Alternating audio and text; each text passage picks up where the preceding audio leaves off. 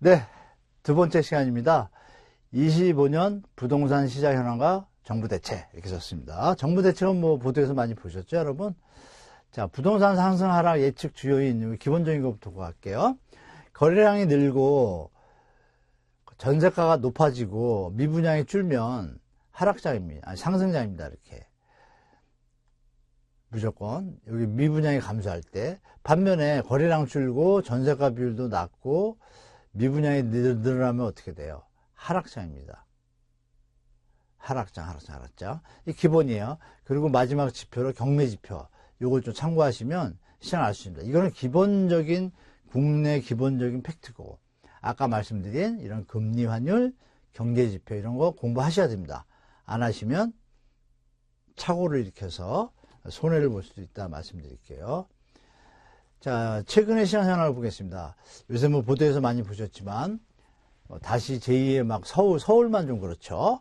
수도권으로 번지냐 마냐 그러고 있는데, 정부는 대책을 내놓고 있고, 자, 주택담보대출에 정부가 대책을 6.27 대책 던지고, 7월쯤 줄였다가, 9.7 대책 던졌는데 효과가 없는데 계속 했다가, 보시면 11월 던지고 나서 11월 달에 2.6조로 줍니다. 그러면, 확실히 이제 가시효는 없어진 거라고 좀 보여집니다. 제가 볼 때. 담보대출 액수가 거의 뭐 바닥 수준이니까 이걸 염두에 두시고, 그러면 거래는 계속 줄겠구나 이렇게 보시면 되겠습니다. 특별한 이유가 없는 한. 요거는 이제 전체 그림인데 다음 장을 볼게요. 자, 전국 그림인데 이게 7월까지만 돼 있는데요. 11월까지는 어떤 점을 아시는 것 같이 이렇게 가고 있습니다. 자, 그러면 우리나라 전체 인구도 늘어나고 경기도 좋을 때 쫙 갔다가 꼭지 딱 찍고, 언제죠? 2020년입니다. 영끌 시절. 그리고 계속 전국은 이래요. 조금 이게 평균선이에요. 거래량. 평균선을 오세훈 시장 그 토지거래 허가 생뚱맞게 푼 바람에 갑자기 붐이 불어가지고, 이때 이제 전국도 좀 거래량이 받쳐줍니다. 오랜만에 진짜 2020년도 4년 동안 거래량이 평균 밑에 있다가 치고 올라왔죠. 그리고 정부가 계속 정부 대책을 던집니다. 그래서 최근 건데, 어제 거죠. 엊그제 거. 12월 17일 기준으로 제가 뽑았습니다. 오늘 이건 새벽에 그린 건데요. 12월 17일 기준으로 2,912건. 보시면, 이 토지거래허가 풀어서 불장 날 때 1,844건. 많았죠. 평균이 한 6,000건 정도 됩니다. 이렇게 많이 올랐어요.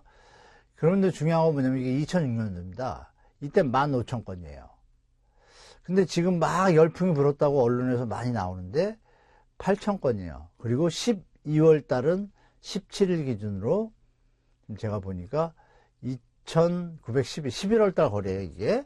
그러면 제가 볼 때 앞으로 13일 정도 신고 기간이 남았으니까, 그러면 어떻게 돼요? 부동산 신고는 계약하고 30일 내야 되거든요. 2달 안에. 그래서 만약에 11월 말일 했으면 12월 말일까지 신고를 해요. 그러니까 12월 말일이 되면 다 나오겠지만, 그러면 이제 2달간의 거래를 신고를 받으니까, 그러면 한 4분의 1 남았잖아요. 그럼 4분의 1만 500건, 600건이면 3,500건에서 끝이겠죠? 그러면 거래량이 어떻게 됐어요? 반토막 났죠. 반토막 났는데, 그러면 이 제도 11호 대출 규제가 풀리냐 안 풀리잖아요. 그럼 이거는 그냥 갈 수도 있다 이렇게 보시면 되겠죠. 서울은 좀 예외가 있지만, 자, 경기도는 보시는 바와 같이 선이 좀 내려왔는데, 여기 선이 여기에 있습니다. 이렇게 요 선에 이렇게 16,000건 오랜만에 평균선을 돌파했어요. 돌파해서 19,000건인데 요번에 내려왔습니다. 한 10,000건이 조금 안 되고 조금 내려왔죠. 그럼 다음 달은 또 내려갈 수 있다. 경기도는 고점 시절에 34,000건에 비하면 3분의 1 토막 나 있다. 이렇게 보시면 되겠습니다. 자, 인천광역시 보겠습니다. 인천광역시는 어떤가요? 인천에 2022, 34년, 2022, 34 이렇게 3개년도에 입주 물량이 되게 많았습니다. 많다 보니까 힘을 못 쓰고 전체 수도권의 경기도에 보다도 더 약합니다. 그 11월 거래가 2,400, 오랜만에 여기 좀 올라왔는데, 왜냐하면 인천이 조정을 많이 받았거든요. 그러면 그 낙폭 과대에 따른 반등이라고 있잖아요. 그 부분입니다. 근데 서울도 이제 뛰고 있으니까 이때 같이 올라오는데 힘이 약하죠. 왜? 아직도 집이 많은 거예요. 미분양분도 많고 신축 입주도 많고 그 힘이 1, 2년 정도 더 소진돼야 그때 시장이 좀 회복될까. 당분간은 또 매물도 이렇게 많이 늘어나고 있어요. 인천은. 그러면서 매물이 늘어나죠. 전세, 뭐 월세 뭐 할 거 없이 매매까지 다 늘어나고 있습니다. 이렇게 시장 상황이 서울하고 또 서울 한번 볼까요? 서울 요거부터 말씀드릴게요. 이 평균 매매 금액 단위인데요. 이게 좀 가려서 죄송합니다. 10,000원, 여기 여기로 가야 되는데 12억, 이게 10억입니다. 여기 11억, 여기 14억까지 갔어요. 언제? 2025년도 토지거래가 풀 때 갑자기 가격이 뜁니다. 붐이 좀 분 거죠. 보세요. 갑자기 여기서 툭 쳐버리잖아요. 이게 원래 여기서 내려가는 추세인 건데 12월에 이미 토지거래 허가를 갖다가 세미나한테 발표를 합니다. 풀 수도 있다라고. 이러면서 이게 올라가기 시작한 겁니다. 그래서 3월에 이렇게 막 난리가 나니까 3월 달에 부랴부랴 3월 17일로 기억하는데 최상목 전 장관이죠. 이 양반이 나와서 확대 지정을 했죠. 다시. 근데도 치고 갑니다. 그다음 6.27 대책이 나오고 가라앉고 또 회복되려고 그러는데 9월에 9.7 대책을 던졌는데 9.7 대책이 내용이 없어요. 신뢰가 안 가고. 그러니까 다시 늘어나니까 부랴부랴 11호 대책을 던졌죠. 그러고 나니까 효과가 이제 나타난 게 9억 7,500. 많이 내려왔죠. 평균가가. 그러면 고가주택은 이제 약간 임계점에 다다랐다 이렇게 보시면 되겠습니다. 자, 그리고 말만은 이제 기대를 한 몸에 담고 있지만 갈 길이 먼 일기 신도시의 이제 성남시 한번 볼게요. 분당이 이제 파란색입니다. 분당구, 수정구, 중원구. 분당 거래량 보십시오. 690하다 막 1250원 난리 났습니다. 2024년 11월에 12월에 발표를 했잖아요. 계속 뛰다가 6.27 대책이 나오니까 줍니다. 이렇게 빡 줄었다 불었다. 9월 달에 9.7 대책이 잘못 나오니까 이렇게 다시 뛰고요. 그 11호가 나오고 자, 지금은 어때요? 정말 바닥 수준입니다. 그러면 현재 시장들이 실수 시장이 아니었다가 이제 실수 시장으로 바뀌니까 실제 그러니까 갈아타기 하거나 무리한 대출을 받아서 사는 사람들이 주도하던 시장에서 실수요자, 무주택자만 집을 살 수 있게 되니까 틀려지죠. 그러니까 그동안 투기 수요가 존재했다고 우리가 판단해야 돼요. 그래서 투자하시거나 투기적 마인드를 가진 분들은 조심하셔야 됩니다. 자, 전국 아파트 경매 추이를 볼게요. 보시면 전국 아파트 경매 추이 지표. 자, 여기 보십시오. 전국. 보통 이제 이렇게 건수가 이 정도 1000건대에서 있다가 이게 이제 막대 그래프가 경매 물건수입니다. 1000건 정도 이렇게 있다가 갑자기 2000건 오르더니 보시면 2022년 이후부터 급격하게 경매 물건이 늘어나죠. 어마어마하게 늘어납니다. 2배 반, 3배까지. 이게 안 줄어들고 있어요. 전국적으로. 근데 서울만 요번에 상승장이 온 바람에 경매가 좀 나아졌죠. 서울도 한번 볼까요? 서울 없네요. 서울은 보통 20, 30건 하다가 300건까지 갔다 한 10배 늘어났다가 지금 한 150, 200건 됩니다. 여전히 예전에 비하면 5배, 6배 정도의 경매 물건이 계속 나오고 있다. 자, 그럼 여러분이 생각해 경기가 좋을 때 20건, 30건 나오던 서울이 갑자기 150건이야? 그전에는 또 300건이었고, 근데 지금 대책이 나왔잖아요. 그럼 앞으로 어떻게 될까요? 거래가 많이 안 된다고 가정하면, 이 시장의 어떤 리더 역할을 하는 앵커링을 하는 사람들, 가수요, 투자 수요, 투기 수요들이 수요가 약해지니까 당연히 실수요자 시장으로 바뀌면 실수요자들은 아시겠지만 소득이 우리나라 많이 안 늘어났잖아요. 그럼 강남 상구나 이렇게 고액 자산가들이 하는 곳들은 우리 뭐 1%의 인구가 이번에 발표됐는데 금융부자들이 한 42만 명 된대요. 그러니까 그 수요가 해당됩니다. 사실 강남 상구는. 그러니까 그건 우리가 강남 상구를 너무 쳐다보지 말고 빼고 전국적으로 봐야겠죠. 나머지 강남 상구와 한 8개국 빼면 서울이 25개국이에요. 25개국 중에 18개국은 그렇지 못하거든요. 그런 것들이 이제 보도에는 많이 안 나요. 그래서 같이 잘 보셔야 되고, 6대 광역시는 뭐 아시지만 계속 3, 4년 동안 조금 2022년 이후에 계속 이런 형태가 이어지고 있죠. 보시면, 죄송합니다. 부산에 광역시에 대구광역시 이렇게 쭉 있잖아요. 광역시 6개. 그러면 파란 선하고 빨간 선이 유심히 보이실 거예요. 빨간 선 뭡니까? 부산. 좀 안 좋은 요새 별명까지 붙어 있는데, 부산 큰 도시거든요. 우리나라 제2의 도시잖아요. 근데 뭐 제2의 도시를 인천에 뺏기니 많이 이런 얘기가 나오는데, 그죠? 이 부분에서 중요한 건 뭐예요? 어마어마하게 들었죠? 경물권이. 부산이 요번에 좀 내려왔는데, 이게 유찰이 아까 보신 거에서 낙찰률이 한 40%밖에 안 됐기 때문에 일시적으로 줄었다가 지금 서울 이제 붐 타면서 뭐 어떻게 이자를 내면서 버티다가 매도하려는데 안 되면 어떻게 되죠? 다시 이제 올라오겠죠. 중요한 건 예전에 조턴 시절 있잖아요. 조턴 시절. 여기 보십시오. 뭐 100개, 200개 됐는데 지금 몇 개? 1200개. 이런 거 좀 유념해 보셔야 된다. 말씀드립니다. 요거는 이제 보시는 것 같이 예, 이때 막 듣는데 인천이 이제 다시 경유물가가 늘어나죠. 이렇게 여기서 다시 올라가죠. 20년 이후에 다 올라가는데 올라가는 폭이 큰 데가 부산하고 인천입니다. 이거 참고하셔서 시장에 접근하시면 좋을 것 같습니다. 시장의 하방 압력이 되겠죠. 자, 이렇게 시장 현황을 봤는데 전반전을 말씀드리면 6.27 대책 이후에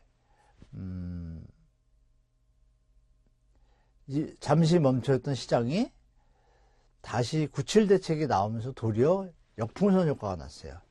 그리고 10.11호 대책이 나왔는데 서울 전체를 묶고 수도권의 한 8개, 일부 시들을 이 토지거래 허가로 묶고 나니까 그 지역들에 대해서는 일단 거래가 많이 줄었어요. 그래서 풍선 효과에 대한 얘기를 좀 정리해드리면 보도에서는 엄청나게 나왔죠. 나왔지만 막상 가보면 동탄과 구리, 파주 다 뛴다고 했는데 파주는 잠시 반짝이고 그냥 하락이 더 많습니다. 입지적인 부분 때문에 좀 그런 것 같은데 사실 입지가 나쁜 것도 아닌데 교통 측면에서 이제 좀 GTX 호재가 있음에도 불구하고 그런 부분에 대해서 우리가 생각해 볼 부분이 많죠. 왜 힘을 못 쓸까? 그리고 그건 뭐냐면 미래가치, 그러니까 거주가치보다 미래가치, 투자가치, 집값이 오를 가치 이런 것들을 생각하는 분들이 주로 이 시장에서 움직이다 보니까 실거주 수요 시장은 바로 시장에 다르게 나타나는 거죠. 그 동탄도 뭐 GTX인지 통과되니까 동탄역 부근에 인근의 청계동이라든지 오산동 여기만 좀 움직이지 나머지 지역은 아닙니다. 그래서 동탄을 10.11호 대책 나오고 벌써 한 달 반, 두 달이 돼가는데 50%가 하락거래입니다. 50%는 상승거래고. 그러니까 붐을 타가지고 상승거래가 좀 있는 건데 이게 이제 정부에서 토지거래 허가를 묶지 않더라도 제가 볼 땐 자연적으로 하방으로 좀 흘러갈 가능성이 좀 높다고 봐요. 왜 가격이 또 올라버렸으니까. 그런 부분을 생각하시고 또 정부에서 대책이 이제 계속 나올 겁니다. 3기 신도시를 포함해서 뭐 서울 같은 경우에 유유부지 또 수도권도 마찬가지고 지금 뭐 대통령부터 국토부 장관부터 계속 부지를 찾고 공급한다는데 일단 언제 공급되냐 입주가 안 된다 이런 뭐 또 부정적인 얘기도 있지만 중요한 건 여러분 대한민국 역사에서 이 노태우 정부 때 200만 원하고 보금자리 주택 이명박 정부 때 집값이 다 4, 5년 동안 안정됐습니다. 노태우 때는 10년 동안 안정됐고 IMF 전까지 90년도부터 그것이 의미하는 바가 있죠. 그거의 핵심이 뭐냐면 분양 가격을 미리 고지했습니다. 강남이 MB가 보금자리 주택을 발표할 때 강남의 평당 가격이 한 2,500에서 3,000 그러니까 8, 9억 할 때예요. 국평 기준으로. 그때 세곡동, 내곡동에 있는 그 그린벨트 풀어서 보금자리 주택을 공급하겠다고 발표를 하고 2010년도에 발표하고 바로 가격도 발표합니다. 근데 가격을 얼마 했냐면 토지 임대부 주택은 800만 원 그리고 분양부는 1200에서 1300에 분양했다고 아예 고지를 해버린 거예요. 액수를. 그러니까 어느 바보가 2배가 되는 기존주택을 사겠어요. 시장이 그때부터 완전히 안정됩니다. 또 노태우 때도 마찬가지예요. 노태우 때도 여러분 들으면 깜짝 놀라겠지만 그 당시에 시세의 반 수준인 평당 150에서 250 사이에 분양하겠다고 던집니다. 그 당시는 그랬어요. 그러니까 사람들이 처음에 긴가민가 하다가 군부 시절이니까 또 강하게 밀어붙이잖아요. 확 밀어붙이니까 90년 입주 막 초기부터 해서 입주가 막상 되니까 이런 부 91년부터 해가지고 한 IMF 터지기 전까지 8년 동안 집값이 너무 안정됐습니다. 그럼 결론은 뭐예요? 국가 정부에서 국민 청년들이 부담할 수 있는 부담 가능한 주택, 저렴한 주택을 대규모로 공급을 하면 주택시장은 안정됩니다. 그런데 여러분들이 예측할 수 있는 게 현재 문재인 전 정부 때 택지를 많이 마련했잖아요. 윤석열 정부 때는 PF 건설사들의 어떤 부도나 이런 걸 막아주기 위해서 인위적으로 공급을 축소했어요. 땅이 있는데도. 근데 요번에 이제 새로운 정부가 들었는데 공급을 좀 확대하려고 하잖아요. 그런 부분이 점점 이제 가시적으로 나타나기 시작할 거다. 제 생각엔 내년, 후년에 공급이 많이 나올 것 같습니다. 많이 나오고 또 유휴부지 얘기 있지 않습니까? 유휴부지도 제가 알기로는 이게 법적으로 국유재산은 이제 기획재정부 소관이에요. 그러면 기획재정부랑 기획재정부에서 1년 매각계획이나 이런 재산관리계획을 세웁니다. 근데 그런 부분에서 이제 걸림돌이 조금 있는데 그 부분을 법을 고치고 있는 걸로 알고 있습니다.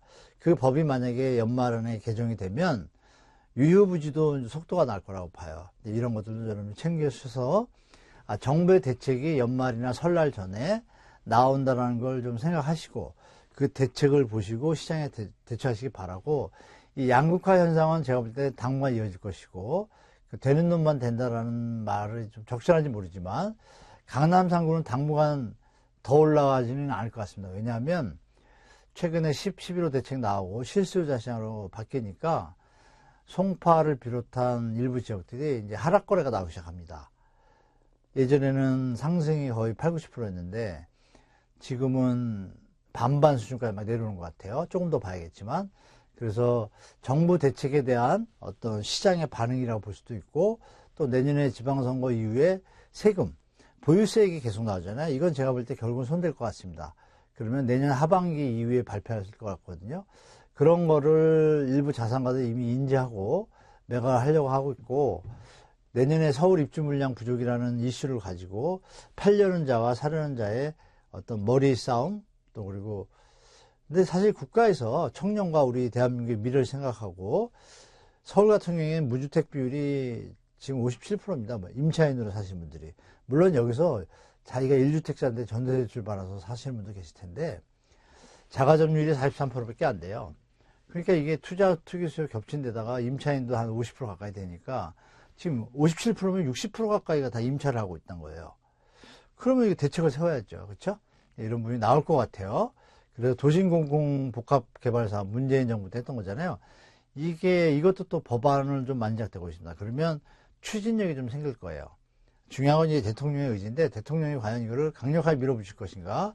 그리고 마지막으로 이제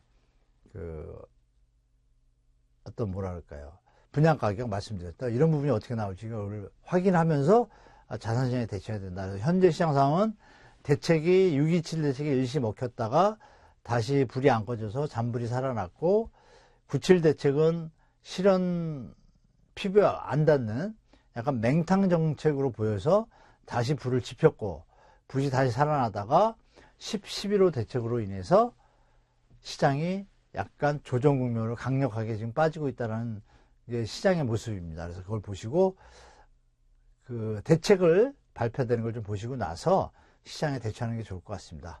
자, 여기까지고 시장 현황 말씀드렸고 다음 3부에서는 향후 시장 전망과 자산관리 전략에 대해서 말씀드리도록 하겠습니다.